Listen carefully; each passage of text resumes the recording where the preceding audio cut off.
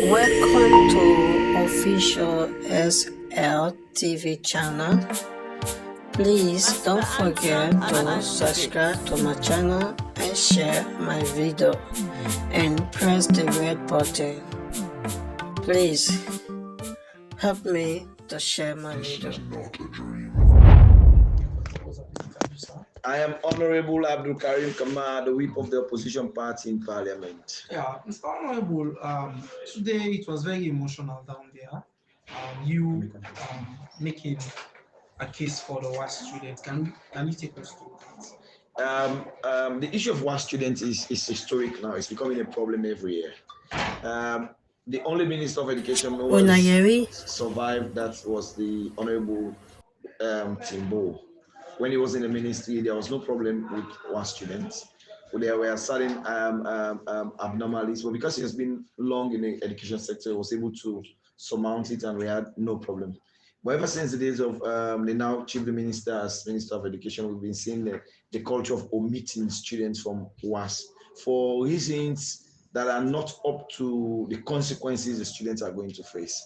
They will tell you, oh, they've not submitted Becker results, and when they submit, oh, they did not submit early, and they'll tell you, oh, the principals did not go through the cast. And last year, I remember I called Sierra Leonens that over 170,000 kids are left out of the exams. And we reached a point in which the minister promised the government was going to pay for them for private works. As I speak, they've not given us an update of how many students they've paid for.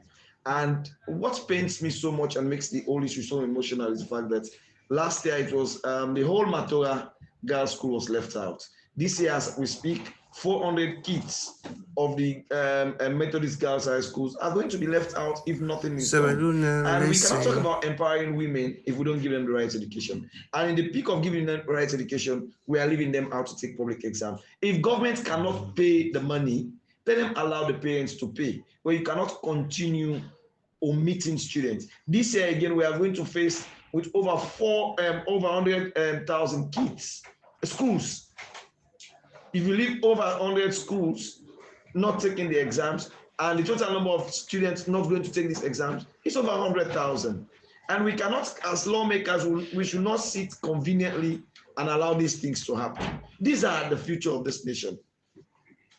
So is this just in your district, or is it across the country? Well, for Kenima alone, you have about 20 schools left out. In Cambia, you have about 14 schools. And the painful thing is, in other schools that are left out, you will see schools submitting 500 and WAEC only admitting 10 for the exams. You leave in over 490 students out. In other schools will submit like 170, you only approve 5 students, leaving the 165 students out. So it's becoming a pattern. The Ministry of Education and WAEC needs to explain to us, what is the situation? Why are we having this kind of situation every year? And you know what is interesting? I have said this over and again.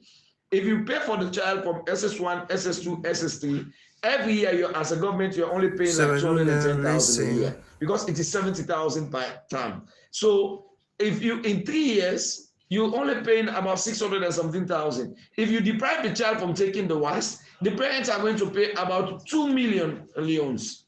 So meaning the free quality education is of no essence if government cannot pay for the kids to take the exams. If you can admit them in schools and you force them to take the private WAS, it's of no use. It's of no essence. Okay, on that last bite, what gets it clear from you? Those pupils who did not take the government WAS and the government promised to pay for them, you said they have not made any arrangements for them. How is that? As we speak, nobody from the Ministry of Education or Ministry of Finance have come out clear to tell us what is the fate of those kids last year. And if you're running a transparent government, if students were omitted from taking exams, if they are being paid for by government, you should come out and talk on that. If they are being omitted deliberately because you want WAEC to make money, it's another thing. The allegation is from principal is the current chief minister's uncle is the head of WAEC, and he's using the political influence of the son to deprive Sierra Leonens. That's wickedness. And nobody talks to him because Even the minister, they say, is afraid of him because he's the nephew of the chief minister. You can't run a state like that. You mentioned also about girls' school, who result of the C's.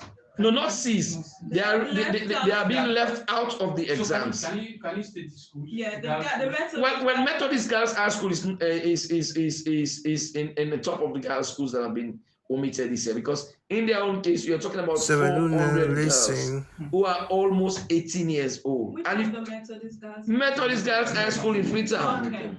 So if you omit 400 girls, how many of them will ever take WAS again? The essence of making the law that for a girl child is 18 years before he goes to marry or start sexual life is because we, as lawmakers, we are previewed that by the time the child is 18, he will have taken the WAS exams. So we are protecting them to have a clear academic roadmap.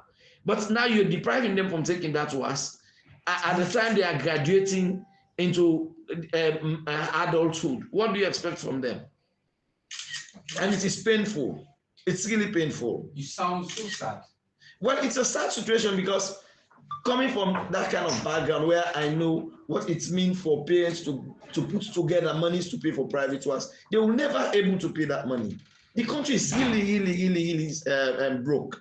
The people are suffering. We should not impoverish them more by depriving their kids. I have said over and again that if free quality education does not get its required heal, it is just a job by politicians to deprive the poor people's kids from getting quality education. It's a shame that we are paying for our own kids, millions of leons in private schools. And we are boasting of paying for kids of the ordinary people who are our employees. Check what is the subsidy for primary school, 30,000 a year. Is there any politician who can send his child to a school where he pays 30,000 a year? No, we cannot. So if that is their faith, if that's what we have regulated them to, let's just take care of what is our bills. But depriving the kids from taking WAS this year, it's a painful encounter. And this is almost the 5th year in the same trend. Every year we drop kids, every year we drop kids, every year we drop kids. Have we asked ourselves? And the painful thing about this WAS, this is the last WAS under the old curriculum. Next WAS is going to be taken under the new curriculum. So if you drop these kids from not taking this WAS, it means the tendency of them taking the next WAS means they have to go back to SS1. How painful can that be?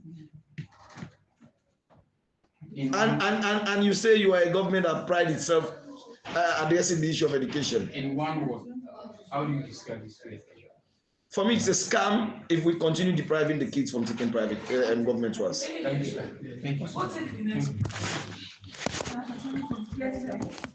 Let me see if you can pay attention. Please. Academic year.